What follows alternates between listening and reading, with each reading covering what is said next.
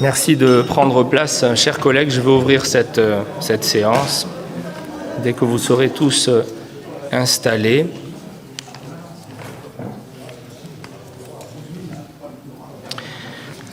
Monsieur le ministre, Madame, Messieurs les conseillers de gouvernement, ministres, chers conseillères nationales, chers conseillers nationaux, chers compatriotes, chers résidents, chers amis de la Principauté qui nous suivez sur notre page Facebook ou sur le site internet du Conseil national, www.conseilnational.mc, ou bien sûr sur Monaco Info. Donc la séance est ouverte. Cette séance publique se déroule une nouvelle fois, vous le savez, depuis le début de la crise de la Covid-19, sans public, avec toutes les mesures de distanciation physique nécessaires et la prise en compte de tous les protocoles de sécurité sanitaire recommandés.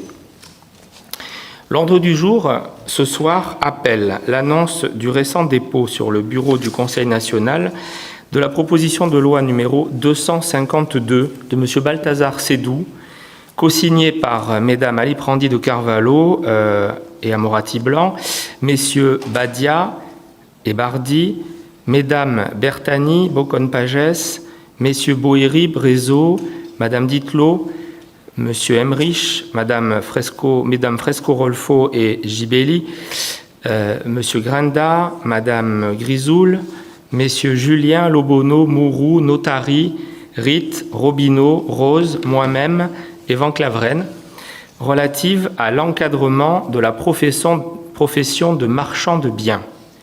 Ce texte a été déposé sur le bureau du Conseil national le 14 octobre dernier et je propose, compte tenu de son objet, qu'il soit renvoyé devant la Commission des finances et de l'économie nationale. Est-ce qu'il y a des avis contraires ce renvoi? Pas d'avis contraires, des abstentions? Pas d'abstention. Cette proposition de loi est donc renvoyée devant cette commission. Et Monsieur Sédou, donc en votre qualité de premier signataire de cette proposition de loi, il est d'usage donc que vous puissiez donner à l'Assemblée une analyse succincte de l'économie générale de ce texte. Donc je vous donne bien volontiers la parole. Merci Président, Monsieur le Ministre d'État, Madame et Messieurs les conseillers de gouvernement ministres, chers collègues, chers compatriotes. La proposition de loi relative à l'encadrement de la profession de marchand de biens a pour objet de doter la Principauté d'un cadre législatif autonome à l'activité de marchand de biens érigée en profession. Très concrètement, celle-ci deviendrait une nouvelle profession réglementée, tant dans son accès que dans son exercice. Pour ce faire, le dispositif envisagé prévoit tout d'abord, s'agissant des conditions d'exercice, un mécanisme de déclaration pour les personnes de nationalité monégasque et d'autorisation d'exercice pour les personnes de nationalité étrangère domiciliées en principauté. À ce titre, seules les personnes résidentes pourraient être autorisées, ce qui exclurait la prestation transfrontalière et la concurrence extérieure à la principauté. En outre, les autorisations ainsi délivrées seraient soumises au contrôle du caractère suffisamment représenté ou non de cette profession au vu du besoin de la principauté, ce qui permettra d'éviter certaines dérives passées. En ce qui concerne ensuite les règles d'exercice de cette activité, la proposition de loi entend assurer la sécurité des tiers tout en prémunissant les marchands de biens des conséquences financières qui pourraient résulter de cet exercice et apporter des garanties suffisantes à leur interlocuteur. Cela se traduit d'une part par l'obligation de justifier dans le cadre de la déclaration ou de la demande d'autorisation de l'obtention d'une garantie financière de la part d'une banque ou d'un établissement financier habilité à donner caution et ayant son siège ou sa succursale en principauté, et d'autre part, par la souscription d'un contrat d'assurance couvrant les conséquences pécuniaires de la responsabilité civile professionnelle. Enfin, le changement le plus substantiel porte sur la modification du régime fiscal privilégié dont bénéficient actuellement les marchands de biens. En effet, l'exonération des droits de mutation dont ils bénéficient ne serait plus désormais que partielle. Cela permettrait, tout particulièrement en cette période économique complexe, de faire bénéficier l'État de nouvelles recettes budgétaires. En outre, la proposition de loi veut aussi profiter à l'économie locale et réelle. Cela se traduit par l'obligation de réaliser un certain montant des travaux à hauteur de 5% de la valeur vénale du bien acquis, qui conditionnerait l'application de l'exonération partielle des droits d'enregistrement. En outre, des mesures incitatives par des remboursements de TVA seraient possibles dès lors que le marchand de biens justifierait que les travaux réalisés ont été accomplis par une entreprise de la principauté. Par ailleurs, afin d'assurer l'effectivité du dispositif, des sanctions administratives et pénales sont prévues en cas de manquement aux dispositions de la loi. Je vous remercie. C'est moi qui vous remercie, Monsieur Sédou, pour cette lecture rapide de l'essentiel de l'objet de cette proposition de loi. Nous allons à présent, donc, sans plus attendre, passer au deuxième point, de loin, bien sûr, ce soir le plus important de notre ordre du jour. Je veux parler de la fin de l'examen du projet de loi 1021 portant fixation du budget rectificatif de l'État pour l'exercice 2020. C'est donc le deuxième rectificatif. Nous allons donc poursuivre l'examen de ce projet de loi de budget là où nous nous en étions arrêtés, c'est-à-dire ce soir donc aux motivations de vote qui seront bien sûr suivies tout à l'heure du vote de la loi, donc de ce deuxième budget rectificatif de l'État pour 2020. Je vous rappelle, donc conformément à notre accord unanime, donc chaque élu vous disposez tous donc de 3 minutes pour vos explications de vote. Je vous serai reconnaissant d'essayer, bien sûr, de respecter ce temps de parole. Alors, traditionnellement, c'est le rapporteur, au nom de la Commission des finances et de l'économie nationale, qui commence, donc le premier, à donner ses motivations. Donc, je vais vous redonner, mais cette fois-ci, la parole en tant que rapporteur, M. Sédou, de la Commission des finances et de l'économie nationale sur ce projet de budget. Nous vous écoutons. Et puis, je prendrai bien sûr ensuite donc les demandes de tour de parole, mais juste après, quand M. Sédou aura terminé. Merci, Monsieur le Président. Nous nous apprêtons à voter un second budget rectificatif de crise, dont l'importance est bien plus politique que technique, et qui nous aura donné l'occasion, dans la concertation entre gouvernement et Conseil national, de faire le point sur les mesures prises et à prendre concernant cette crise que nos économies européennes et mondiales traversent. Le Conseil national est une ressource, un relais, un médiateur parfois, mais aussi dans l'esprit de la Constitution, une institution qui propose, discute, échange, amende ou apporte des idées d'ajustement pour que les politiques publiques, décidées et mises en œuvre in fine par l'exécutif gouvernemental, soient les plus efficaces possibles. Vouloir décider et avancer seul ne serait pas conforme à l'équilibre des institutions dont nous devons tous être les garants responsables pour la vie démocratique et la pratique constitutionnelle de notre pays. La concertation est un préalable indispensable et l'accomplissement de ce que notre Constitution a prévu à l'article 66, qui dispose que la loi résulte de l'accord des volontés du Prince et du Conseil national. La concertation, ce n'est pas seulement un mot qui doit être rappelé dans nos communications respectives, mais c'est bien là que tout se passe. La situation que connaît notre vie économique ne permettra aucune crispation institutionnelle. C'est la responsabilité collective qui doit continuer de nous guider dans nos travaux. Nous entrons dans une phase de cette crise pendant laquelle l'État va devoir montrer encore et encore toute la force de son modèle économique et social. Nous en avons les moyens.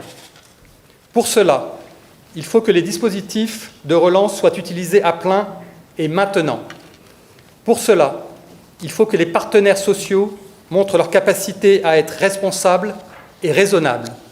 Pour cela, il faut que le gouvernement et le Conseil national, que ce soit au sein du comité mixte de suivi et lors de nos réunions, continuent de se respecter mutuellement dans la plénitude de leurs prérogatives respectives.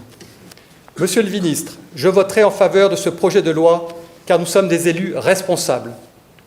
Mais je serai très vigilant pour que cette collaboration, cette concertation reste la règle qui régisse la relation entre nos deux institutions en vue du budget primitif 2021 et pour que l'accompagnement de nos acteurs économiques soit le plus efficace possible. C'est le moment de se serrer les coudes et de se montrer pleinement solidaires. Je vous remercie. Merci, Monsieur le Président de la Commission des Finances et de l'Économie nationale. Qui demande à présent la parole? Donc, je vois se lever la main de la vice-présidente, Monsieur Lobonneau, Madame Dittelot, Monsieur Emmerich. J'essaie d'équilibrer, donc excusez-moi pour les autres. Je reviens vers vous, je regarde un petit peu de l'autre côté de l'hémicycle, Monsieur Grenda, Monsieur Robineau, Mourou, Monsieur Boéry, au milieu, Monsieur Notari, Julien, Madame Amorati, Monsieur Bardi, je fais le tour, donc Madame Gibelli lève la main, Madame Fresco, Monsieur Ritt, Monsieur Van Claveren,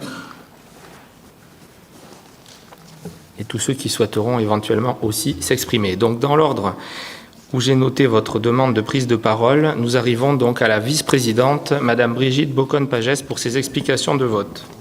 Merci, Monsieur le Président. Monsieur le Ministre, Madame et Messieurs les conseillers de gouvernement ministres, chers collègues, lors de la séance d'ouverture de ces séances publiques budgétaires, j'espérais que ces débats permettraient aux élus, au moment du vote, de se déterminer en ayant chacune et chacun un cliché à jour de la situation et des actions en cours de mise en œuvre. À l'issue de 2 séances d'échange et de débats sur de nombreux sujets, principalement d'ailleurs en lien avec la crise Covid-19, le moment du vote est arrivé. Nous l'avons évoqué, la période que nous traversons est particulièrement difficile pour un grand nombre d'acteurs économiques et de salariés. Et c'est aujourd'hui de responsabilité dont l'État doit faire preuve. Cette responsabilité doit se retrouver dans les relations entre le gouvernement et le Conseil national qui ont montré qu'ils pouvaient œuvrer dans la concertation en véritables partenaires institutionnels. Responsabilité également dans la capacité du pays à faire face et surmonter la crise actuelle. Responsabilité pour se projeter vers des jours meilleurs et mettre en œuvre de manière concrète les engagements pris.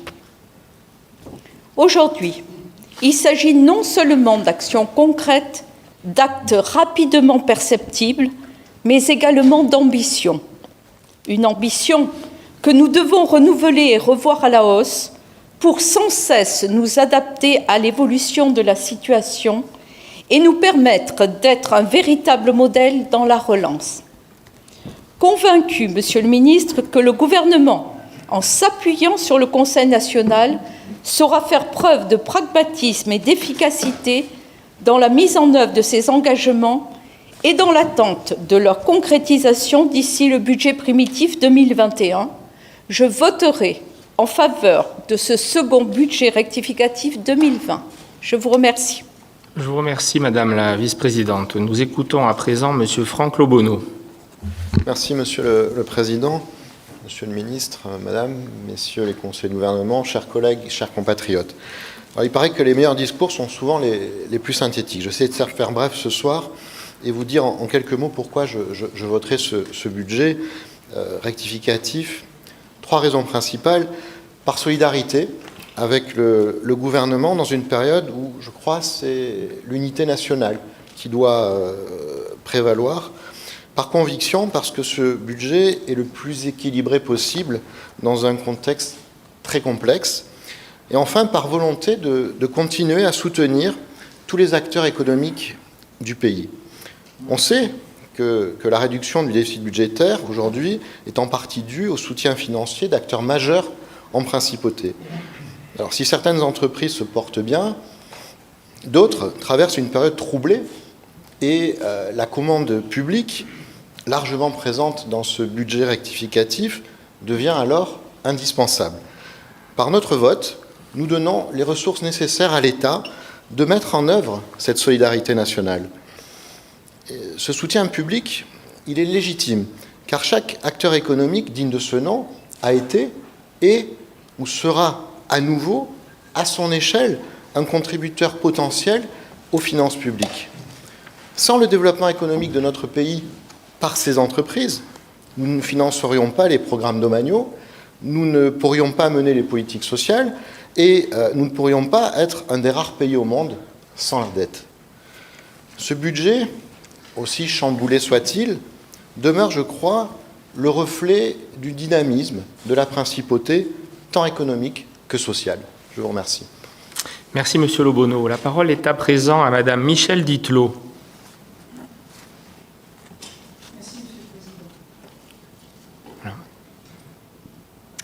Monsieur le ministre, Madame, Messieurs les conseillers de gouvernement, ministres, Monsieur le Président, chers collègues, chers auditeurs, si les échanges que nous avons eus lors des 2 précédentes séances publiques liées à l'étude de ce budget rectificatif 2020 numéro 2 nous ont permis d'y voir plus clair sur certaines mesures relatives à la crise Covid-19, dans des domaines sanitaires, économiques et sociaux, je reste extrêmement vigilante quant à leur mise en œuvre effective dans les prochaines semaines. Si le gouvernement a su nous apporter des clarifications de fond sur certains points majeurs, liés notamment au soutien et à l'accompagnement des différents acteurs économiques de la principauté, il reste maintenant à en percevoir des effets concrets. Comme l'avait souligné le président de la Commission des finances et de l'économie nationale, mon collègue Balthazar Sédou, dans son rapport en ouverture de ces séances publiques, les recettes ont été sous-estimées lors du premier budget rectificatif 2020, ce qui conduit à un déficit budgétaire bien inférieur à celui envisagé en avril dernier. Et pourtant, sur le terrain, les conséquences économiques et sociales se font encore lourdement sentir. Je l'ai dit, j'espère que le gouvernement tiendra ses engagements sur la mise en œuvre des mesures pour aider tous ceux qui ont besoin de surmonter cette épreuve sans précédent. Je pense bien évidemment aux entreprises, au commerce, mais également à ceux qui œuvrent en principauté dans les domaines culturels, sportifs et de loisirs et qui souffrent terriblement. Les salles de spectacle ayant été contraintes de réduire de moitié leur capacité d'accueil conformément au protocole sanitaire, nous nous interrogions sur la prise en charge de la moitié de la recette de billetterie par l'État. Vous avez répondu à nos questions lors des débats en nous précisant que toutes les associations culturelles, sportives et de loisirs en bénéficieraient et qu'un guide précisant les conditions de soutien serait prochainement publié. J'ai pu prendre connaissance de ce guide téléchargeable sur le site du gouvernement. Mais les mesures prévues semblent toujours imprécises. Je cite : « Sont éligibles les associations dont les recettes se trouvent significativement impactées. » Significativement impactées me paraît être une formule bien vague pour jauger les retentissements de la crise. Aussi, j'espère que les contours de ces mesures seront prochainement clairement définis. En tout état de cause, bien évidemment, je voterai en faveur de ce second budget rectificatif 2020, indispensable pour accompagner la relance. Mais, je vous le répète, je ne manquerai pas de rester très vigilante aux mesures concrètes qui seront perceptibles dès maintenant et jusqu'au budget primitif 2021. Je vous remercie. Merci, Madame Dittelot. Nous écoutons à présent notre collègue Jean-Charles Emmerich. Merci, Monsieur le Président. Monsieur le Ministre, Madame, Messieurs les conseillers de gouvernement ministres, chers collègues, chers monégasques. Cette année 2020 restera, à n'en pas douter, une des périodes les plus troublées de ces dernières décennies. En effet, 2020 va marquer l'histoire car elle aura vu une partie du monde s'arrêter de fonctionner pendant plusieurs semaines. Pour autant, les mesures mises en place par le gouvernement, appuyées par les différentes concertations et propositions du Conseil national, à travers notamment des réunions du comité mixte Covid-19, auront permis à notre principauté de résister au mieux face à cette crise. Il convient malgré tout de poursuivre nos efforts pour lutter contre cette épidémie, tout en gardant à l'esprit qu'il faut en même temps veiller à protéger du mieux possible notre économie, ainsi que les emplois en principauté. Je voterai bien évidemment en faveur de ce second budget rectificatif 2020. Là aussi, 2 budgets rectificatifs la même année, c'est quelque chose de notable.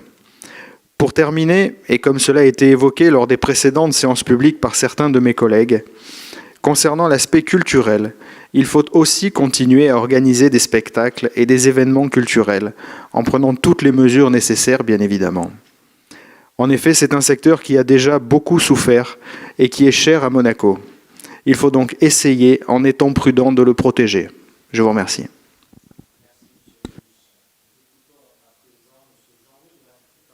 Et mon micro, nous écoutons à présent, disais-je, Monsieur Jean-Louis Granda. Merci, Monsieur le Président, Monsieur le Ministre d'État, Madame, Messieurs les conseillers ministres, mes chers collègues, mes chers compatriotes. Je n'avais pas voté en décembre dernier le budget primitif 2020 au motif qu'il ne m'apparaissait pas sincère et que son équilibre ne résultait pas de richesses créées nous permettant de faire face à des ambitions largement revues à la hausse, mais plutôt d'une présentation des comptes à laquelle je ne voulais pas apporter ma caution d'élu. Aujourd'hui, je ne peux que confirmer, une fois de plus, et publiquement, mes plus extrêmes réticences. Mais permettez-moi une citation. « Sans la liberté de blâmer, il n'est point d'éloge flatteur. » Car la crise sanitaire est passée par là, et ses effets dévastateurs font vaciller l'équilibre du monde pour un temps long et incertain. Et face à cette crise, la réponse de notre gouvernement a été remarquable. La grande majorité des acteurs économiques, quelle que soit leur taille, en témoignent. Le Conseil national y a pris toute sa part, notamment par les propositions qu'il a pu faire au sein du comité mixte Covid-19, voulu par le prince souverain. En l'espèce, l'échange institutionnel s'est passé correctement et le résultat en est visible par tous. Après plusieurs trains de mesures votés dès le mois d'avril dernier, les processus se sont affinés, les objectifs ont été clairement définis, pour aboutir en septembre à la présentation du plan de relance, désormais accompagné d'un guide pratique, permettant à toute personne concernée de se savoir mieux informée et donnant à chacun la possibilité d'être l'acteur, je dis bien d'être l'acteur, de cette reprise économique dont nous avons tous tant besoin. Je considère donc que toutes les conditions sont remplies pour apporter mon vote favorable à ce deuxième budget rectificatif. Les remarques et les craintes exposées en décembre 2019 restent identiques, mais doivent être mises entre parenthèses aujourd'hui. Soyez assurés que je saurai, le cas échéant, exprimer mes réserves pour le budget prévisionnel 2021, que j'espère plus conforme à l'idée que je me fais d'une politique publique ambitieuse et réellement financée par la richesse que nous produisons, nous, en principauté. Il en va, comme toujours, de notre crédibilité. Je vous remercie. Merci, Monsieur Granda. La parole est à présent à Monsieur Christophe Robineau. Merci, Monsieur le Président. Monsieur le Ministre, Madame, Messieurs les conseillers de gouvernement ministres, chers collègues, chers compatriotes, une fois n'est pas coutume, nous devons voter ce soir un deuxième budget rectifié sur l'exercice 2020. Le premier budget rectifié, déposé dans l'urgence au regard de la situation sanitaire exceptionnelle, visait essentiellement à débloquer les crédits nécessaires pour, d'une part, faire face aux dépenses liées aux mesures sanitaires, achat de masques, production de gel hydroalcoolique, achat de tests, soutien aux établissements de santé, notamment le CHPG, et pour d'autre part, financer les mesures visant à aider sans délai les entreprises et sociétés privées de chiffre d'affaires et à supporter les dépenses visant à maintenir, notamment au travers du CTTR, un revenu aux salariés d'entreprises et de sociétés, pour certaines totalement à l'arrêt. Ce deuxième budget rectificatif se doit d'être plus ambitieux puisqu'il doit permettre non seulement le financement des conséquences de la crise, mais aussi du plan de relance de l'économie et des mesures visant à compenser les pertes de revenus pour les salariés, mais surtout à préserver les emplois. Les mesures annoncées par le gouvernement, issues des échanges en comité mixte de suivi de la crise du Covid-19 avec le Conseil national et au cours de nos séances publiques budgétaires, doivent être poursuivis, voire renforcés, notamment pour les secteurs les plus touchés, comme ceux de l'hôtellerie, de l'événementiel ou du tourisme. De même, une attention toute particulière devra être portée à la situation de la Société des Bains de Mer, qui emploie de nombreux nationaux et doit continuer de jouer un rôle social essentiel pour la Principauté. Nous serons bien évidemment, dans le respect de nos prérogatives et de celles du gouvernement, attentifs à ce que tout ce qui peut être fait le soit, et nous continuerons, comme nous l'avons toujours fait jusqu'à présent, d'être une force de proposition dans le cadre de notre partenariat institutionnel. Enfin, je reviens un instant sur les tests. La réalisation d'un centre de dépistage unique fonctionnant en parallèle de l'hôpital et des laboratoires privés est une bonne chose pour simplifier en pratique la réalisation des prélèvements. Mais si l'on veut gagner en efficacité, pouvoir faire face à toutes les situations, il faut continuer de développer notre capacité à tester et prendre en compte les solutions permettant de tester plus, en plus grand nombre, plus vite et plus simplement. Les tests salivaires, les tests antigéniques permettent une telle souplesse. Des solutions existent, la Haute Autorité de Santé française en a d'ailleurs approuvé certaines. Prenons la peine s'y attarder, l'enjeu en vaut la peine. Pour l'heure, je voterai bien évidemment en faveur de ce budget et je vous remercie de votre attention. Merci Monsieur Robineau. Nous écoutons à présent notre collègue Marc Mourou pour ses explications de vote. Merci Monsieur le Président, Monsieur le Ministre, Madame et Messieurs les conseillers de gouvernement ministres, chers collègues et chers compatriotes. L'adoption de ce deuxième budget rectificatif 2020 est un acte fort et structurant de notre vie politique. Il est, derrière les chiffres et les tableaux, avant tout l'expression de la réaction de l'État lors de cette crise Covid-19 et des mesures apportées afin d'accompagner au mieux l'ensemble des acteurs économiques de la Principauté, des Monégasques, des résidents, ainsi que de nos pendulaires. Dans cette période compliquée et incertaine, des mesures prises pour l'éducation, la jeunesse et le sport sont à retenir. Tout d'abord, une mesure concrète avec la création d'un city-stade d'ici fin décembre sur l'esplanade des pêcheurs, puis en alternance à côté du chapiteau de Fontvieille. Merci à mon amie Nathalie Amoratti-Blanc de cette idée d'alternance, qui permettra à des centaines de jeunes de partager de belles expériences sportives. Ils pourront ainsi pratiquer une activité en libre service et ainsi se constituer un lieu de divertissement en plein air sur notre territoire et en toute sécurité. Le renouvellement du grand concert de la jeunesse, le MC Summer Concert, est également une source de satisfaction puisqu'il connaîtra un nouveau format qui saura répondre aux besoins du concept de concert gratuit pour les jeunes de Monaco et il sera également synonyme d'économie pour les finances de l'État par rapport à la précédente édition. Ce budget rectificatif a également eu l'importance de soulever la problématique du port du masque en classe pour de nombreux écoliers et des solutions qui devront être apportées lors des prochaines semaines. En effet, l'année scolaire venant de débuter et en plus de l'aspect sanitaire qui reste primordial, le bien-être des élèves doit être pris en compte quant aux conditions d'apprentissage au sein des établissements. Cette crise Covid-19 nous oblige à faire preuve d'une adaptation permanente et à considérer de nouvelles pistes pour que nos élèves puissent étudier en toute sérénité. D'un point de vue économique, n'oublions pas les mesures de politique budgétaire et de soutien à la liquidité afin d'accroître les capacités de nos systèmes de santé et de venir en aide aux entreprises et aux secteurs particulièrement touchés, notamment ceux du tourisme, de l'événementiel, du commerce de proximité ainsi que de l'hôtellerie-restauration. Il sera indispensable de prolonger ce soutien budgétaire pour limiter les faillites et accompagner au maximum les demandeurs d'emploi. La solidarité reste le maître mot en cette période de crise sanitaire et nous devons continuer à travailler ensemble pour faire face à ces évolutions et objectifs que nous devons poursuivre. Je voterai donc en faveur de ce budget rectificatif. Je vous remercie. Merci Monsieur Mourou. Nous écoutons à présent notre doyen, Monsieur Daniel Boéry. Merci Monsieur le Président. Pour vivre heureux, vivons cachés. Vous connaissez tous la fable du grillon. Le budget culture est raisonnable et même sanctuarisé. La question n'est pas là. Toutefois, le silence assourdissant sur la politique culturelle m'a étonné et surpris. J'exagère, il existait, comme une note en bas de page. Or, culture et divertissement sont un des leviers indispensables à la relance. Beaucoup de pays d'Europe ont intégré cette idée. L'Allemagne qualifie son plan de relance comme un nouveau départ pour la culture. Certains y annonçaient même un budget de 50 milliards. Nous disposons d'un paysage culturel unique et diversifié avec nos institutions internationales et les associations. La culture a une utilité économique et une utilité sociale. Elle n'a pas vocation à jouer les grillons. Alors j'en reviens au début de la fable. Un papillon brillait de tous ses éclats et d'aucuns de le voir avec les yeux de Chimène. Le grillon jaloux partit se cacher. Des enfants, voyant le papillon, l'attrapent et le déchirent. Le grillon découvre alors qu'il n'a plus besoin de se cacher. C'est le cas de la culture. Plus globalement, je suis d'accord avec les différents plans de soutien. Ils répondent aux besoins d'aujourd'hui et sont néanmoins un peu anxiogènes. Je peux dire allocation budgétaire, oui, la vie, non.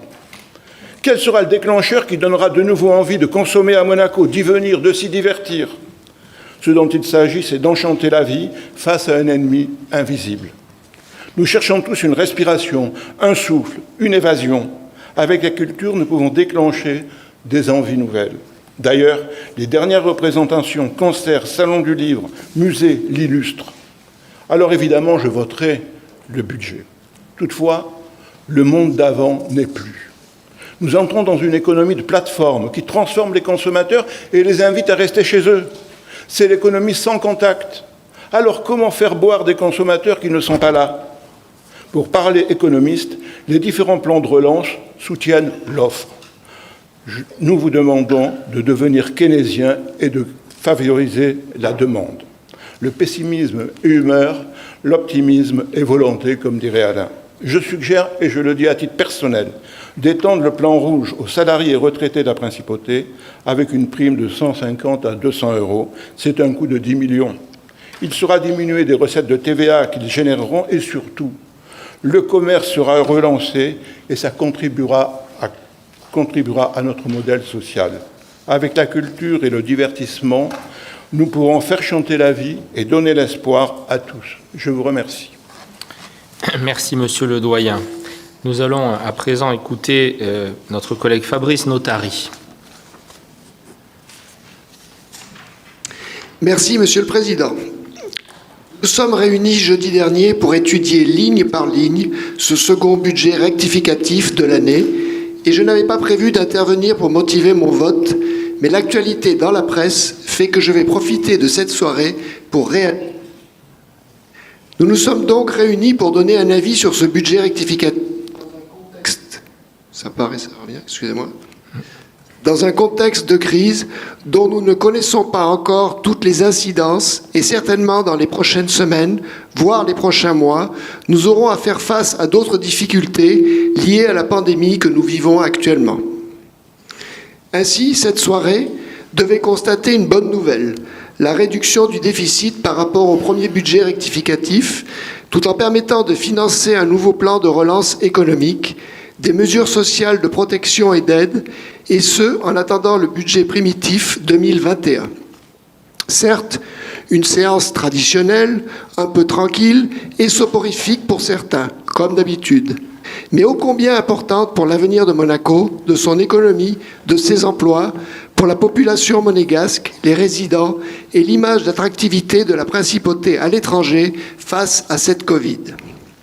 Pourtant, les médias se sont focalisés sur une petite phrase sans grande importance ce soir-là, au détour de toutes ces mesures si utiles et qui s'est affichée en grand dès le lendemain. Ah, le sensationnel, où le trouver pour agiter les foules. Dans mon magnifique métier d'architecte, tous les jours nous faisons des projets. Une des forces de notre principauté, c'est justement de faire plein de projets, d'en avoir plein de cartons. Extensions en mer, en tout genre, îles paradisiaques dans les eaux territoriales, héliports flottants, prairies d'éoliennes au large, téléphériques ou télécabines dans Monaco ou vers l'Arc du Bruit, monorail, tram, tunnel, métro, moyens de transport avec ou sans chauffeur, des roues, des câbles, sans roues, en l'air, flottants. Rêve, réalité, utopie. Des cartons et des cartons d'études plus ou moins aboutis. Certaines de ces études, si en plus cela touche notre grande voisine, études d'impact où toutes les administrations sont concernées, nations, régions, départements, préfectures, communes, associations diverses, peuvent prendre des années. Mais à Monaco, parfois, miracle, ces rêves deviennent réalité, car nous avons des moyens autres. Mais ici aussi, avant, ces études doivent être vérifiées, analysées, se heurter aux normes, à la réglementation, à la faisabilité, à des dépenses ou des budgets, à la sécurité. Alors oui, peut-être un jour, il y aura un métro, et ce n'en est pourtant pas à sa première version. Mais s'il vous plaît, laissez les services faire leurs études, laissez mûrir, laissez le gouvernement et le Conseil national en débattre avant, car le sensationnel devient vite décevant si le rêve se brise. Et je voterai bien sûr dans cette période le budget. Merci, Monsieur Notary. La parole est à présent pour ces explications de vote à Monsieur Franck Julien. Merci, Monsieur le Président. Les crises sont des accélérateurs de transition. Si un domaine s'est distingué durant cette crise sanitaire, c'est bien celui de la transition numérique. Les investisseurs ne s'y sont d'ailleurs pas trompés puisque le Nasdaq 100, composé essentiellement de sociétés à forte connotation technologique, a progressé de plus de 35% depuis le début de l'année, alors que des indices plus traditionnels tels que le CAC 40 ou le DAX 30 ont perdu entre 4 et 19% durant la même période. Autre grand gagnant de la crise, la transition énergétique. À titre d'illustration, je citerai le plan de relance européen qui, en Allemagne et en France, consacre plus de 15 milliards d'euros pour le développement de la filière hydrogène. Qui ne rêverait pas face aux perspectives d'une source énergétique qui, en lieu et place du dioxyde de carbone et des particules fines néfastes pour notre planète et pour notre santé, n'a pour seul rejet dans l'atmosphère que de la vapeur d'eau. Même si je demeure très conscient qu'il va y avoir encore des trimestres difficiles dans des secteurs clés de notre économie, notamment le tourisme et l'événementiel, je voudrais aujourd'hui adresser un message d'espoir. À travers la création du Fonds bleu pour la transition du numérique et de l'augmentation du Fonds vert pour la transition énergétique, Monaco va accélérer sa capacité à s'adapter et à se développer dans le monde de demain. Et au-delà de ce message d'espoir, je veux aussi adresser un message de fierté. Fierté pour nos institutions. Tout d'abord, fierté pour notre prince souverain qui a su, en cette période particulièrement trouble, prendre les mesures nécessaires pour préserver la population monégasque et déterminer les conditions nécessaires au maintien futur et à venir de notre prospérité. Fierté aussi pour l'action de l'État, qui a su trouver un équilibre subtil entre des mesures immédiates pour faire face à cette crise sans précédent et des mesures nous permettant de nous préparer au monde de demain. Et enfin, fierté pour le travail accompli par le Conseil national, qui a su être et qui continuera d'être une ressource institutionnelle active et constructive pour le gouvernement. Active, constructive, mais pas inconditionnelle. C'est aussi cela qui fait toute la subtilité de nos institutions. Les mois à venir s'annoncent difficiles, mais je suis convaincu qu'ensemble, sous l'autorité du prince souverain, avec les monégasques, les résidents, les entrepreneurs et salariés des entreprises monégasques, Monaco sortira renforcé de cette crise. C'est donc en toute responsabilité et pour continuer de donner à notre pays les moyens de surmonter cette crise que je voterai en faveur de ce budget rectificatif. Merci, Monsieur Julien. Nous arrivons à présent au tour de parole de notre collègue Nathalie Amorati-Blanc. Je vous remercie, Monsieur le Président. Monsieur le Ministre, Madame, Messieurs les conseillers du gouvernement ministre, chers collègues, chers compatriotes. Alors, en ouverture de ces séances publiques budgétaires, la semaine dernière, je disais qu'il ne fallait pas relâcher nos efforts amorcés depuis 7 mois pour, d'une part, continuer à lutter contre la Covid-19 sur le plan sanitaire et, d'autre part, pour continuer d'accompagner au mieux la relance économique. Si le démarrage fut long et les adaptations parfois lentes, vous avez annoncé lors de nos débats, puis à l'occasion de votre conférence de presse hier, un certain nombre de mesures qui allaient être mises en œuvre pour soutenir et accompagner les acteurs économiques et participer ainsi à la relance de notre économie. Bien évidemment, le Conseil national soutient et encourage la mise en œuvre concrète de ces mesures, d'ailleurs issues pour une grande partie d'entre elles à la faveur des échanges entre nos deux institutions. Car oui, si tout cela est possible aujourd'hui, c'est grâce à la concertation entre le gouvernement et le Conseil national.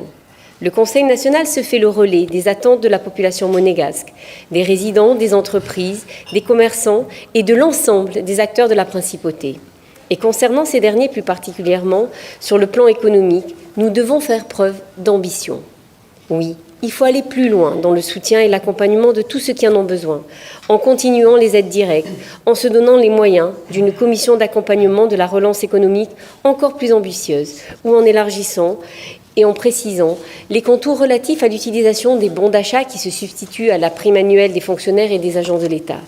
Il s'agit bien là de soutien, d'accompagnement, de relance, mais aussi d'encourager la consommation locale et de faire de Monaco un véritable pôle d'attractivité. Alors, sur le plan sanitaire, à l'heure où les mesures se durcissent à nouveau en France et que le nombre de cas continue d'augmenter en principauté, j'espère que vous saurez faire preuve d'anticipation afin de mieux gérer la deuxième vague que la première. Sur ce point, comme dans tous les autres domaines, vous pouvez compter sur le soutien du Conseil national. Aujourd'hui, nous avons entendu des engagements dont nous avons pris bonne note. L'heure est maintenant aux actes. Je vous remercie. Merci Madame Amorati-Blanc. Nous écoutons notre collègue Pierre Bardy. Merci Monsieur le Président. Monsieur le Ministre, Madame les conseillers ministres, chers collègues, chers tous. Indéniablement, nous nous souviendrons longtemps de cette année 2020, et notamment des effets de la Covid-19. Des milliards de personnes confinées aux quatre coins du globe, la pire récession économique depuis la Grande Dépression, et une cascade d'autres problèmes de nature politique, sociale, technique, parfois insolubles. Rassurez-vous, je ne continuerai pas ainsi mon intervention. Ce soir, ce second budget rectificatif que nous nous apprêtons de voter revêt un véritable caractère exceptionnel. Après que le temps ait été à la gestion de crise, aux décisions et aux actions, voici le temps de redémarrer, le temps de se réinventer tout en se protégeant. L'effort et l'implication individuelle dans cet objectif collectif, à la fois dans l'adversité de la crise, mais surtout dans sa relance, doit être notre priorité. L'unité de nos institutions se doit de continuer d'être sans faille, à l'image du comité mixte instauré par le prince souverain, afin de faire front, d'avancer ensemble et d'aborder avec des solutions pragmatiques les effets de la crise. Nous avons, au cours des soirées précédentes, évoqué les efforts et les moyens mis en œuvre. Et je souhaite souligner ici les initiatives des acteurs de la principauté, publics comme privés. Je ne les citerai pas tous, bien entendu, mais je peux vous dire que ce sont ceux qui ont compris que personne ne peut diriger le vent, mais que l'on peut toujours apprendre à ajuster ses voiles. Des exemples dont nous devons nous inspirer et dont nous devons être fiers. Aujourd'hui, la distanciation sociale de rigueur que nous appliquons ne doit pas nous éloigner des sujets de fond, comme l'attractivité économique, touristique et commerciale de notre place, comme la qualité de vie en principauté, ou encore comme une relance qui se devra d'être responsable pour notre planète et nos océans. On dit souvent qu'une crise qui éclate aujourd'hui correspond toujours au rejet des questions auxquelles on n'a pas voulu répondre hier, mais surtout que les crises de demain sont les rejets des questionnements d'aujourd'hui. C'est pourquoi il est nécessaire de maintenir une commande publique soutenue tout en prenant en compte la priorité nationale. Même si ce budget rectificatif présente un déficit moindre qu'annoncé, il ne reflète pas réellement les difficultés du terrain, celles de nos commerçants, comme ma collègue Corinne Bertani a pu s'en faire l'écho lors de nos séances précédentes, ou comme celle des acteurs de la culture. Malgré les aides économiques et la commission d'accompagnement à la relance économique, la CARE, cellule de soutien aux entreprises, il faudra que cette force d'accompagnement de nos acteurs économiques et sociaux soit effectuée avec discernement. Le cap est donc mis sur la relance, une relance verte, une relance résiliente, une relance culturelle, innovante, numérique, une relance où il ne faudra pas avoir peur de repenser son business model. Fort des échanges et du dialogue qui ont perduré entre nos institutions, fort de l'effort collectif, je voterai en faveur de ce second budget rectificatif 2020, avec un œil sur le budget primitif 2021, qui sera une nouvelle étape importante. Une étape où la concertation devra donner des suites concrètes aux engagements du gouvernement issus de ce budget rectificatif. Je vous remercie. Merci Monsieur Bardy. La parole est à présent à Madame Gibelli. Oui, je vous en prie, si vous voulez vous déplacer jusqu'au pupitre donc, qui est prévu à cet effet pour ceux qui le souhaitent, et notamment donc, nos collègues qui prennent part à ces séances depuis les rangs du public pour respecter la distanciation physique entre les élus. Nous écoutons donc Madame Marie-Noëlle Gibelli. Merci, Monsieur le Président. Monsieur le Ministre, Madame, Messieurs les conseillers du gouvernement ministres, chers collègues, chers compatriotes. En ce qui me concerne, ce budget rectificatif 2020 revêt une dimension singulière. D'une part, car c'est le second budget rectificatif de l'année.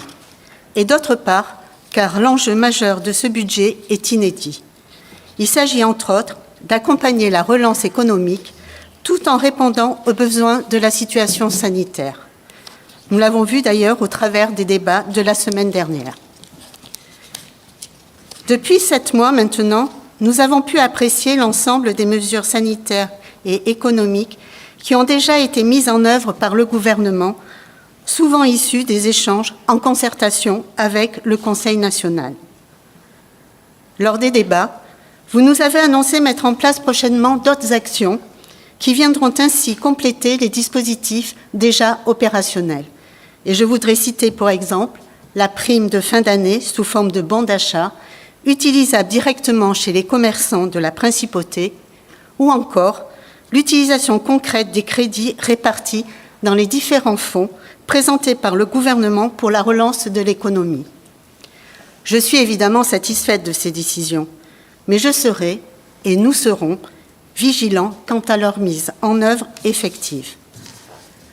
Vous l'aurez compris, ce soir je voterai en faveur de ce second budget rectificatif 2020 pour soutenir nos entreprises, nos salariés et nos commerçants. Mais toutefois, au-delà des actions en lien avec la crise Covid-19, je resterai vigilante, notamment à l'occasion des prochains débats liés au budget primitif 2021, aux priorités du Conseil national et aux enjeux majeurs pour notre principauté. J'ai d'ailleurs pris bonne note de l'annonce que vous nous avez faite concernant la mise en place d'une plateforme numérique de prise de rendez-vous médicaux. Vous nous avez indiqué, Monsieur le conseiller ministre des Affaires sociales et de la Santé, que le portail avait été récemment homologué et que vous envisagiez son inauguration courant du mois de novembre prochain. Sachez que j'y serai très attentive. Enfin, j'aimerais mettre l'accent sur un des enjeux majeurs de la principauté, la préservation de la qualité de vie. D'ailleurs, un plan vert a été clairement défini. Je suis et serai très attentive aux mesures prises ou à prendre au vu du budget primitif 2021. Et pour conclure, je voudrais rappeler ce soir qu'il est important pour chacun de nous, de continuer à se faire soigner, à se faire dépister. Et pour rappel, nous sommes dans le mois du dépistage du cancer du sein. Je vous remercie. Merci Madame Gibelli. Nous allons écouter à présent pour ces explications de vote notre collègue Béatrice Fresco-Rolfo. Merci Monsieur le Président. Monsieur le Ministre, Madame et Messieurs les conseillers de gouvernement ministres, chers collègues. Il s'agit ce soir de voter un deuxième budget rectificatif déficitaire, budget qui reflète bien les difficultés que la principauté a eu à affronter. Le premier, voté en avril 2020, faisait lui apparaître un déficit bien plus grand. Les chiffres se sont modifiés de manière assez déroutante. Gageons que nous risquons d'avoir encore quelques surprises lors de la transmission de la clôture des comptes en 2021. Mais revenons aux complexités que la principauté a eu à gérer. À l'instar des pays voisins, certains agents économiques n'ont plus contribué à l'activité économique de notre pays.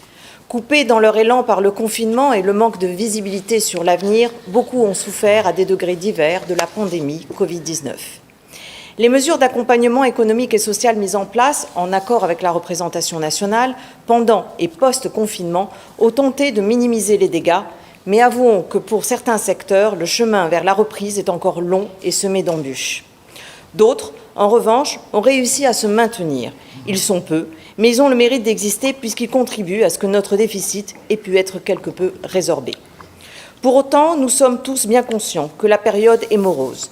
Nous sommes tous ici, des deux côtés de l'hémicycle, solidaires avec les salariés et les entrepreneurs dont les secteurs sont encore lourdement impactés par la crise Covid-19. Mais une chose est certaine, ce n'est qu'au prix d'un effort collectif que nous pourrons sauver les entreprises et ainsi sauver l'emploi. Je tenais d'ailleurs à vous remercier pour l'édition du guide pratique des mesures prises en faveur de l'accompagnement et de la relance économique. Même si je regrette qu'il soit publié tardivement, force est de constater que vos services ont été à la hauteur de leur mission de renseignement et d'accompagnement pendant et post-Covid. Je tiens ce soir à remercier chaleureusement les fonctionnaires et agents de l'État qui qui ont aidé les entrepreneurs et les salariés dans toutes leurs démarches. En principauté, nous n'avons pas eu à gérer de pic de contamination, bien que les pays voisins aient été fortement touchés. Or, le virus continue de gagner du terrain. Des mesures drastiques ont été prises dans les régions passées lointaines, en France, en Espagne, en Italie, afin d'éviter tout rebond de la maladie. Afin que nous n'ayons pas à recourir à de telles mesures, restons vigilants et respectons les gestes barrières. Monsieur le ministre, votre gouvernement a dû gérer une crise sans précédent. Il vous faudra à présent préserver l'avenir. Nous aurons l'occasion de parler de ce futur lors de l'étude du budget primitif 2021. Je voterai en attendant en faveur de ce budget rectificatif. Je vous remercie. Merci Madame Fresco-Rolfo. Nous allons à présent écouter notre collègue Jacques Ritt. Merci Monsieur le Président. Il y a seulement 5 mois, au sortir de l'état de sidération qu'a pu créer pour beaucoup d'entre nous le long arrêt sur image du confinement, s'est animé d'une volonté commune et dans un contexte d'union nationale que le gouvernement et le Conseil national ont abordé la phase d'après. Comme c'est le cas au décours d'un séisme, une priorité absolue a été donnée très vite aux mesures d'aide et de soutien.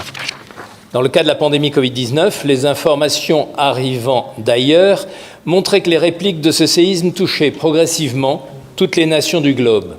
Pour la principauté, dont l'activité économique est très largement tournée vers l'international, nous ne pouvions donc raisonnablement espérer une reprise complète que lorsque la plupart des grands pays sortiraient de cette crise.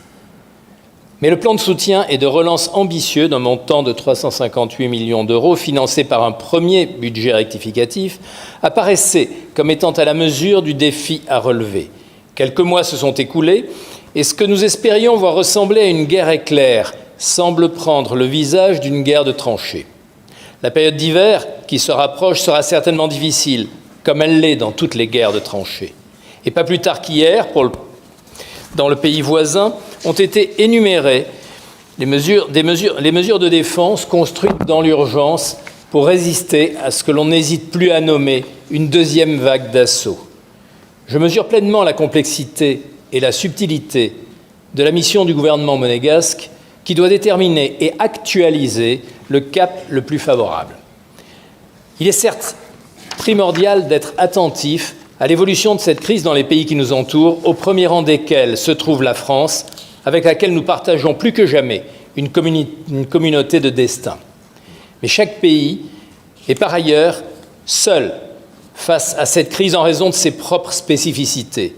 Le nôtre, probablement plus que tout autre. Nos forces peuvent parfois devenir nos faiblesses. Ainsi, je l'ai déjà dit, notre paix sociale est une des clés de notre prospérité. Mais nous n'avons consubstantiellement aucune expérience des crises sociales majeures, et c'est là une zone de vulnérabilité. Leur prévention est pour l'essentiel contenue dans ce budget. Et c'est avec conviction que je le voterai, comme je serai prêt à voter une rallonge de ces différentes aides si la crise sanitaire et ses conséquences devaient s'installer dans la durée. Les bouffées d'oxygène issues de nombreuses années de prospérité devraient nous permettre de supporter une apnée économique plus longue que bien d'autres pays, sans présenter de signes d'asphyxie. Mais ces dépenses ne deviendraient-elles pas déraisonnables ? Cette déraison n'est probablement rien en comparaison de celle qui consisterait à assumer une fracture de notre paix sociale. Pour conclure, je me répéterai en affirmant qu'une mise en pratique attentive du principe de la concertation en amont des prises de décision pour éviter l'irréversible sera tout aussi stratégique dans les relations à venir avec les partenaires sociaux que les 398 millions d'euros de la ligne budgétaire mesure Covid. Je vous remercie. Merci, Monsieur Ritt. J'ai encore noté donc 2 élus qui attendent leur tour de parole. Tout d'abord, Monsieur Pierre Van Claveren, puis Monsieur Guillaume Rose. Donc, nous écoutons Monsieur Van Claveren. Merci, Monsieur le Président. Monsieur le Ministre, Madame, Messieurs les conseillers de gouvernement ministres, chers collègues, Mesdames et Messieurs. Jusqu'à présent, dans la gestion de cette crise, la population de Monaco, ses travailleurs, se sont tournés vers le gouvernement et le Conseil national en recherche de réponses, de soutien, d'aide. Mais aujourd'hui, plus que jamais, nous, monégasques, résidents, pendulaires, devons être les acteurs principaux de la lutte contre la propagation du virus et surtout de la relance de notre économie. Nous devons tous être impliqués, nous impliquer dans la relance économique. En effet, toutes les mesures mises en place par le gouvernement, en concertation avec le Conseil national, aussi ambitieuses soient-elles, n'auront le succès escompté que si chacun accepte de jouer son rôle, d'être acteur de cette relance. Consommons, continuons de consommer le plus possible à Monaco. Donnons envie, continuons de donner envie de consommer à Monaco. C'est cela avant tout, la solidarité nationale. Se tourner les uns vers les autres, être soutenu, aider et soutenir à son tour. Je sais que le gouvernement continuera à jouer pleinement son rôle dans la gestion de cette crise, tout comme je sais que le Conseil national y veillera. Je suis convaincu que les Monégasques, résidents et pendulaires, sauront être les acteurs principaux d'une relance économique réussie. Je voterai ce budget rectificatif. Je vous remercie. Merci, Monsieur Van Claveren. Donc, la parole est à notre collègue Guillaume Rose. Merci, Monsieur le Président. Je n'apprendrai rien à personne en affirmant que ce deuxième budget rectificatif est un début de réponse à la plus grande crise sanitaire, économique et sociale qu'ait traversée la Principauté depuis la Deuxième Guerre mondiale. Pourtant, nous avons de la chance. Je dis bien de la chance, car contrairement à la plupart des plus grandes nations, nous disposons d'atouts certains dont elles ne bénéficient pas toutes. Alors lesquels ? D'abord, une certaine surface financière, une sécurité qui est le fruit d'années de prospérité, qui a été si bien gérée ces dernières années, si bien gérée que son orientation sur les marchés financiers a permis de dégager de véritables réserves. Elles sont dans ce budget employées avec sagesse, à mon goût. Ensuite, et c'est au moins aussi important, nous avons la compréhension récente, trop récente probablement, mais qui connaît enfin une vraie accélération, des grands enjeux qui ne sont plus de demain, mais bien d'aujourd'hui. Je veux bien sûr parler de la transition numérique et de son indispensable pendant, la transition énergétique et écologique. Des moyens supplémentaires sont ici donnés pour un véritable développement qui est totalement indispensable, je le répète. Ensuite, nous avons une vraie volonté de conserver un équilibre social, qui est, quoi qu'en disent certains, la seule vraie condition du succès des atouts cités précédemment. Cette volonté me semble démontrée dans ce budget, à une heure où des pans entiers de notre économie, parmi les plus traditionnellement importants, comme l'hôtellerie, la restauration, l'événementiel, par exemple, sont en grande souffrance. Il faudra que le gouvernement ne relâche pas ses efforts en la matière, car nous ne sommes pas encore au milieu du tunnel. Je le crains, et la lumière au bout est encore bien lointaine. Je pense que nous en aurons pour un bon moment, et il faudra vraiment que le gouvernement soit là. Enfin, le président de la commission environnement que je suis apprécie la volonté affichée par le gouvernement de ne pas sacrifier tout à fait la qualité de vie sur l'autel de l'indispensable reprise économique. Bien sûr, on peut parler des chantiers. Je ne suis pas de ceux qui récupèrent les nuisances sonores pour en créer à leur tour par un discours négatif ou catastrophique. Mais je tiens à affirmer ici que mon vote ne constitue pas un blanc-seing au gouvernement pour qu'il maquille par de simples et habiles déclarations et une communication bien pensée l'ampleur de réelles nuisances. Il faudra travailler à leur véritable réduction, et je compte sur vous là-dessus. Cela fera partie des enjeux d'aujourd'hui, car depuis le début de la crise, dans l'action, il n'y a plus de mot « demain ». On parle bien d'enjeux d'aujourd'hui. Alors, en formulant le vœu que ce budget soit l'antichambre de notre renaissance, je voterai en faveur de celui-ci, les yeux ouverts et les manches retroussées. Je vous remercie. Merci, Monsieur Rose. Y a-t-il encore un élu qui souhaite expliquer son vote ? S'il n'y en a pas, il n'y en a pas. Donc, Monsieur le Ministre, Madame, Messieurs les conseillers de gouvernement, ministres, chers collègues, chers compatriotes, chers amis de la Principauté, nous nous apprêtons, vous l'aurez compris, à voter bien sûr en faveur de ce second budget rectificatif 2020 dans un contexte de crise, vous l'avez dit, chers collègues, où les élus comme les membres du gouvernement doivent continuer de faire preuve de sens des responsabilités. Ce vote intervient au lendemain d'annonces très dures en France, comme en Europe, devant la progression très forte de cas de Covid-19 et d'hospitalisation dans certaines métropoles. Ces mesures, notamment de couvre-feu, vont toucher près de 20 millions de personnes rien qu'en France. Fort heureusement, la situation en Principauté est bien meilleure et l'augmentation de la circulation du virus est mieux maîtrisée. Sur le plan sanitaire, je dois dire qu'aujourd'hui, nous sommes satisfaits de la création d'un centre national de dépistage à l'espace Léo Ferré et de l'augmentation progressive des moyens publics et de ceux d'ailleurs des laboratoires privés aussi en tests PCR. En revanche, aucune communication ne pourra réécrire l'histoire. l'opinion publique n'a pas la mémoire courte. Il n'y a guère de famille qui ne se rappelle de l'inquiétude qui était bien là en août et au moment de la rentrée de septembre, face aux difficultés à se faire tester dans des délais acceptables en principauté. Les files d'attente et les délais pour se faire tester, puis pour obtenir un résultat, ne peuvent être masqués par des données statistiques moins mauvaises qu'ailleurs. Notre dimension de ville-État, nos moyens budgétaires, auraient dû nous permettre de faire mieux. Nous avions déjà regretté publiquement le manque d'anticipation. Aujourd'hui, l'action du gouvernement a permis à Monaco de rattraper son retard par rapport aux attentes de sa population pour ce qui concerne les tests PCR. Ce n'est pas encore le cas pour l'accès à des tests salivaires et antigéniques, comme l'a rappelé tout à l'heure notre collègue le docteur Robineau.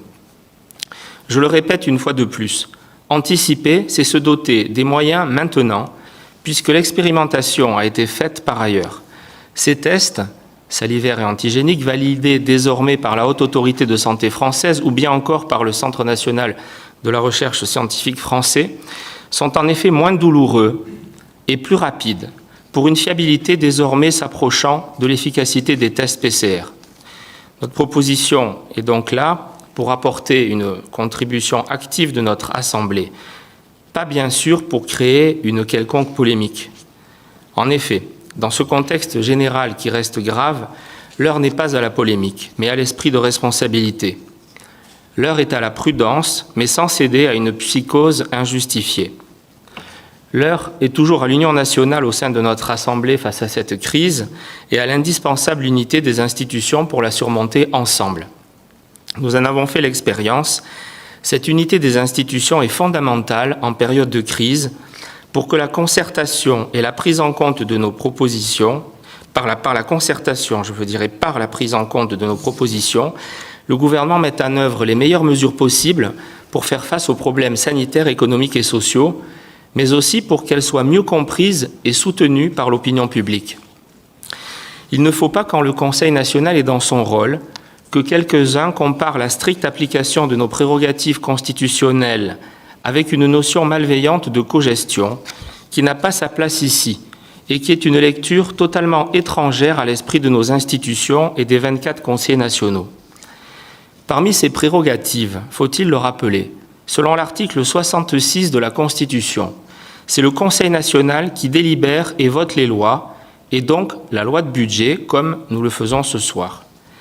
À travers elle, notre Assemblée peut parfaitement émettre des propositions et des avis sur l'ensemble des politiques publiques du pays. De même, l'article 67 prévoit pour notre Assemblée un droit d'amendement des projets de loi non budgétaires. Ce droit, le Conseil national s'en sert et il continuera de le faire pour améliorer les textes du gouvernement. Cette mise en cause, lorsqu'elle existe encore ça ou là, découle généralement de stratégies d'ego et de pouvoir personnel qui mettent en danger le partenariat institutionnel plus que jamais indispensable entre le gouvernement et le Conseil national vu la période que nous vivons.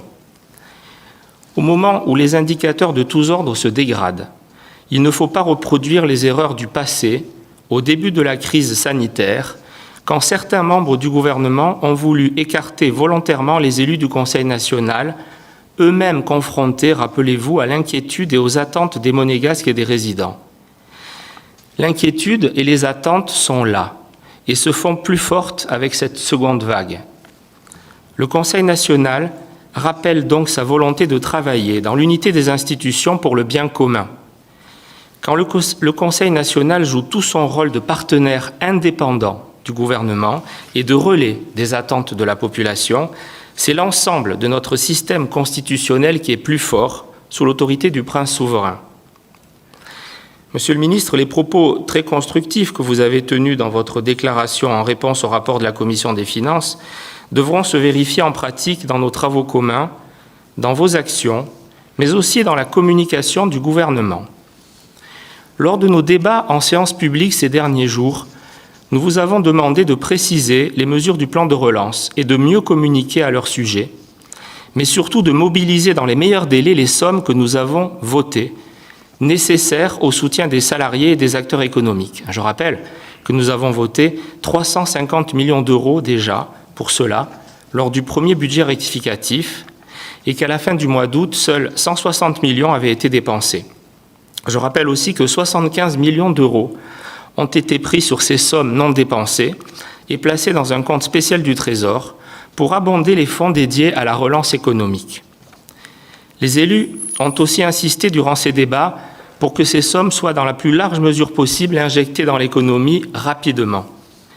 En effet, je le disais mardi 6 octobre dernier en ouverture de ces séances budgétaires, pour certains, chaque jour compte. Et donc c'est maintenant qu'il faut agir concrètement. Hier, à la veille du vote de ce budget rectificatif, le gouvernement a donc présenté le guide pratique des mesures prises en faveur de l'accompagnement et de la relance économique. Nous l'avions demandé lors des deux séances d'examen des chapitres de ce budget. C'est une très bonne chose.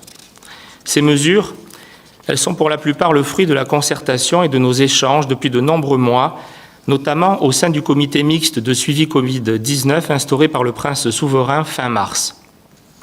Depuis l'installation de ce comité qui incarne l'unité de nos institutions face à la crise, la communication publique s'est inscrite dans un climat de respect mutuel, soulignant le travail commun au service du pays et de ses habitants.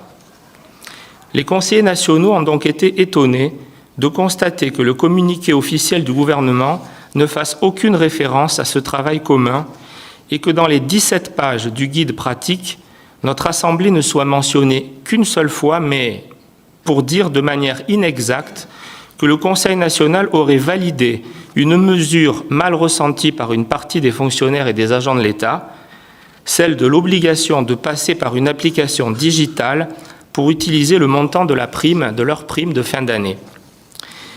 C'est pourquoi il est important que je répète ce soir que le Conseil national souhaitait effectivement le renouvellement de cette prime de fin d'année, qui n'était pas acquis dans les premières réponses du gouvernement aux questions de la Commission des finances en séance privée pour préparer les débats, vu la situation de déficit budgétaire actuelle. Nous sommes donc satisfaits qu'elle soit renouvelée, cette prime. Nous adhérons, je l'ai dit, dans ce contexte exceptionnel, au principe de solidarité décidé par le gouvernement quant à son objectif de soutenir, à travers l'utilisation de cette prime, la consommation auprès des commerces de la principauté. Mais nous pensons qu'il faut élargir les moyens de l'utiliser. En ce sens, nous ne sommes pas d'accord, que cela soit clair, nous ne sommes pas d'accord avec le choix du seul opérateur Carlo. Le gouvernement nous a entendus sur un point, sur le fait que le numérique reste un support très compliqué d'utilisation, notamment pour les retraités de la fonction publique, mais pas sur l'autre demande du Conseil national, sur le fait que cette interface n'offre qu'un choix trop limitatif. En effet, trop peu de commerçants y adhèrent.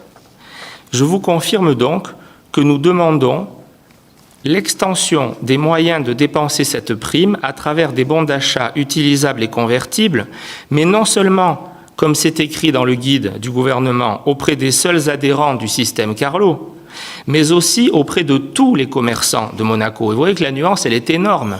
Aujourd'hui, il y a à peine une 60aine de commerçants adhérents. Alors même si on a un bon d'achat physique dans le commerce, ça reste un choix très limité pour les fonctionnaires et pour les agents de l'État, et d'ailleurs aussi pour les agents hospitaliers. Donc contrairement à ce qui est écrit dans le quotidien Monaco Matin aujourd'hui, j'ai reçu énormément d'appels de fonctionnaires et d'agents de l'État depuis ce matin, nous n'avons pas validé le caractère limitatif des modalités d'utilisation de la prime pour les seuls commerces adhérents de l'application Carlo. C'est une décision du gouvernement, nous ne la partageons pas. J'espère que malgré ce qui est écrit ce matin dans le journal, malgré ce qui est écrit dans le guide, le gouvernement saura d'ici la fin du mois de décembre entendre cette demande des fonctionnaires et des agents de l'État de pouvoir acheter dans tous les commerces de la principauté. Pour le reste, et alors que le Conseil national va pourtant donner les moyens budgétaires au gouvernement de mettre en œuvre ces mesures, par son vote ce soir, eh bien, vous l'avez vu, le Conseil national a subitement disparu de la circulation dans la conférence de presse du gouvernement, dans les 17 pages donc, de présentation des mesures de relance et de soutien donc, à l'économie, et évidemment dans sa restitution dans le quotidien Monaco Matin. C'est surprenant, et donc je tenais quand même à le souligner ce soir. Pour autant, je voudrais mettre en lumière le travail considérable qui a été accompli par le conseiller ministre des Finances et de l'Économie, Jean Castellini, et ses équipes depuis le début de cette crise pour soutenir et accompagner les entreprises, les travailleurs indépendants et les commerçants. Revenu minimum extraordinaire, aide aux sociétés, gratuité et remise sur les loyers des locaux commerciaux et de bureaux domaniaux notamment. Nous avons apprécié sa capacité à prendre en compte nos propositions et nos remarques. Sur le plan économique, je crois pouvoir dire qu'il s'agit d'une réussite collective pour la principauté. Concernant le plan de relance, qui bénéficie de 75 millions d'euros, nous sommes aussi en phase avec le gouvernement sur ces grands principes qui portent sur les transitions numériques et énergétiques, sur le bâtiment et sur des mesures de soutien par la commande publique aux entreprises et commerces installés en principauté. Il faut que ce soutien se poursuive avec 3 remarques importantes, je tiens à le dire. Tout d'abord, c'est évidemment sur les montants réellement investis dans l'économie d'ici la fin de l'année, à travers les 4 fonds de relance, que nous nous ferons une opinion plus précise avant le vote du budget primitif 2021. Plus on se rapprochera d'une utilisation rapide et totale des 75 millions prévus, car c'est maintenant qu'il faut être là pour les acteurs économiques en souffrance, plus le Conseil national sera satisfait et il le dira. Ensuite, il faut selon nous avoir une plus grande ambition pour la CARE, vous savez, la Commission d'accompagnement pour la relance économique. Je rappelle une nouvelle fois que cette commission à laquelle participe notre président de la Commission des finances, qui est présidée par le conseiller de gouvernement pour les finances et l'économie, a pour but de soutenir au cas par cas les entités qui ont une baisse significative de leur activité. Dans sa première phase, entre juillet et septembre, sur un trimestre, elle n'a mobilisé qu'environ 1,6 million d'euros pour 159 entités et 91 taxis. Ces crédits, jusqu'ici débloqués par la CARE, semblent très en deçà des besoins générés par le caractère désormais durable, nous l'avons dit plusieurs ce soir, de cette crise. En effet, il faut se le dire en face, l'automne et l'hiver seront durs pour de très nombreux commerces, entreprises ou travailleurs indépendants.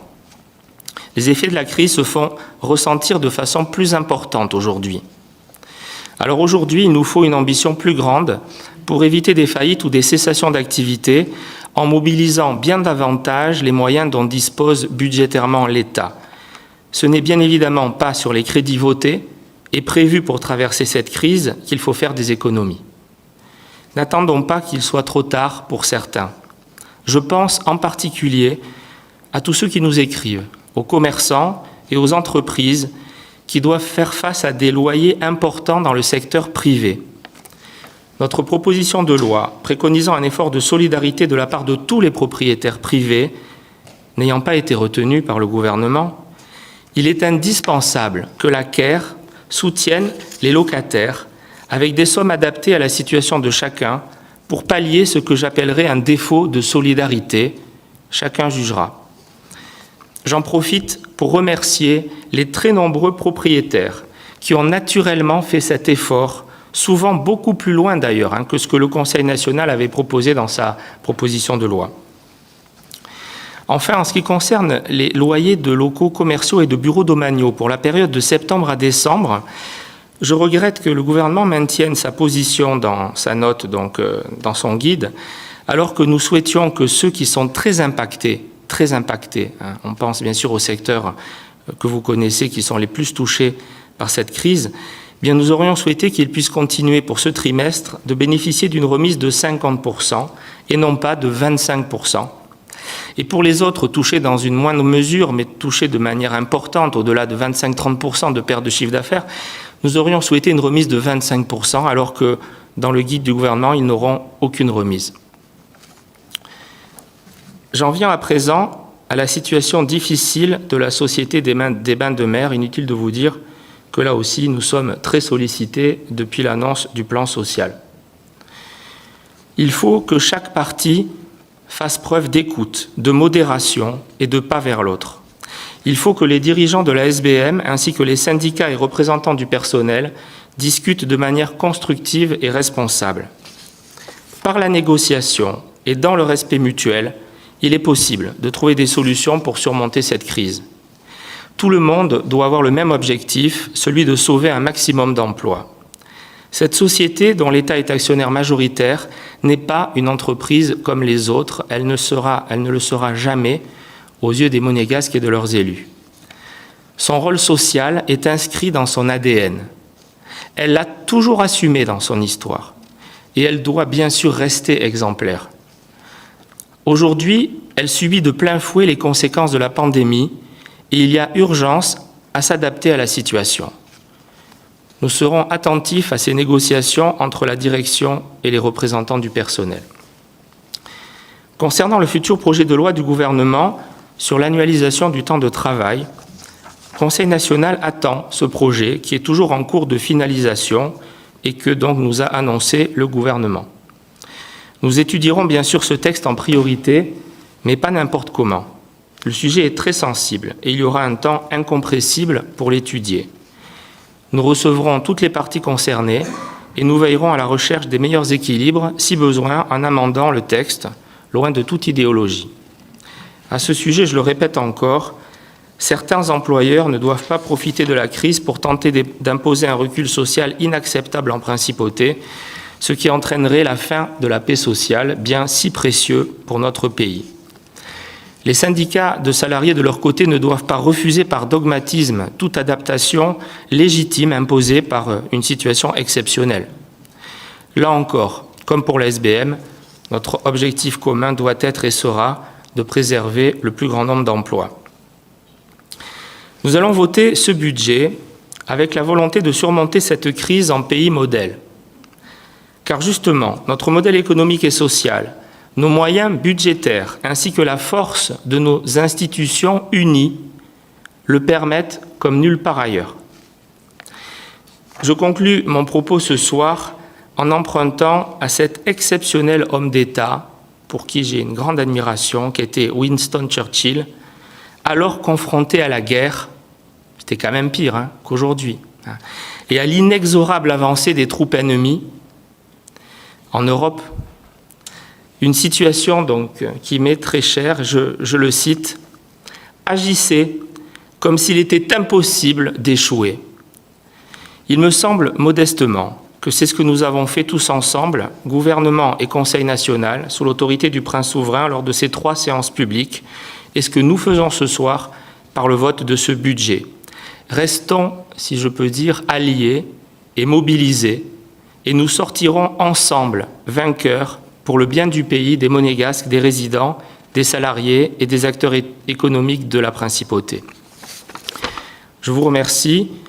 Je vais donc à présent passer la parole à notre secrétaire général pour que nous puissions voter comme la loi, le règlement l'impose, donc article par article, cette loi de budget. Monsieur le secrétaire général, nous vous écoutons. Article 1er. Les recettes affectées au budget de l'exercice 2020 par la loi numéro 1487 du 23 avril 2020 sont réévaluées à la somme globale de 1 620 361 000 euros, État A. Je mets cet article 1er aux voix. Y a-t-il des avis contraires? Pas d'avis contraire, pas d'abstention, il est adopté. Article 2. Les crédits ouverts par la loi susvisée pour les dépenses du budget de l'exercice 2020 sont modifiés et fixés globalement à la somme maximum de 1 785 645 700 euros, se répartissant en 1 296 186 100 euros pour les dépenses ordinaires État B et 489 459 600 euros pour les dépenses d'équipement et d'investissement État C. Je mets donc aux voix cet article 2. Y a-t-il des avis contraires? Pas d'avis contraire, pas d'abstention, il est adopté. Article 3. Les recettes des comptes spéciaux du Trésor prévues par la loi susvisée sont réévaluées à la somme globale de 290 180 000 euros, État D. Je mets cet article aux voix. Pas d'avis contraire, pas d'abstention, adopté. Article 4. Les crédits ouverts par la loi susvisée au titre des comptes spéciaux du Trésor pour l'exercice 2020 sont modifiés et fixés globalement à la somme maximum de 313 815 000 euros, État D. Je mets donc cet article 4 aux voix. Il n'y a pas d'avis contraire, pas d'abstention, il est adopté. Je vais donc à présent mettre aux voix l'ensemble de la loi de budget et je vais demander à tous mes collègues qui souhaitent donc adopter cette loi de budget de bien vouloir lever la main. Qui souhaite voter en faveur de cette loi de budget? Eh bien, donc en regardant de gauche par le centre et la droite de l'hémicycle, cette loi est adoptée à l'unanimité donc des élus des 24 conseillers nationaux. Monsieur le ministre, Madame et Messieurs les conseillers de gouvernement ministres, Mesdames les conseillères nationales, Messieurs les conseillers nationaux, Mesdames, Messieurs, nous sommes arrivés donc au terme de notre ordre du jour de ce soir. Je vais donner rendez-vous à vous tous ainsi qu'aux téléspectateurs, aux internautes nombreux, je le sais, qui suivent nos débats. Pour la prochaine séance publique, alors je la donne bien en avance, ça sera le mercredi 25 novembre prochain à 17h. Ça sera une importante séance publique législative avec des textes de première importance. Donc rendez-vous au 25 novembre pour ceux qui nous suivent sur leurs écrans. Merci à toutes et à tous. La séance est levée.